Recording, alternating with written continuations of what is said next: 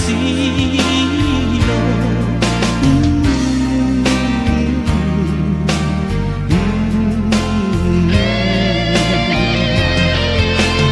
mi mang piang xia lắm cân xì ya hay ang tara phang ra li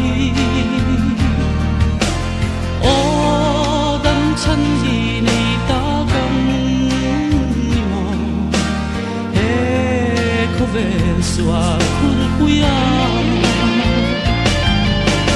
ôi ngăn nghe một khóa nung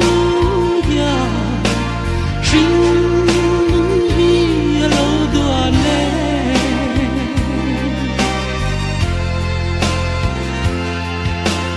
hamaralle mai durya nè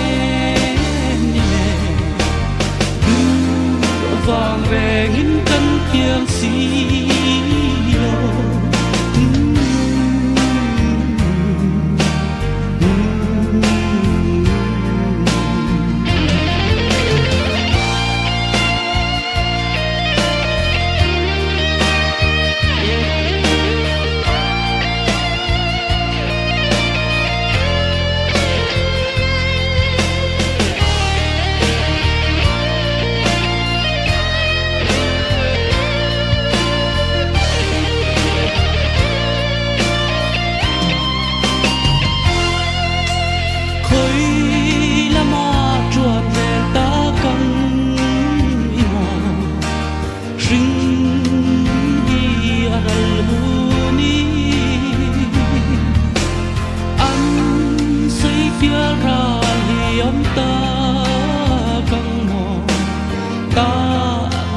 anh tin sẽ đi mò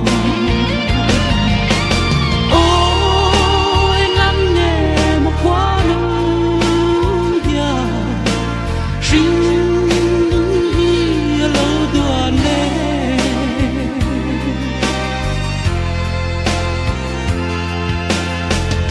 hamaralle mai durya nè nile du vang về nghìn cân kiêng xí lô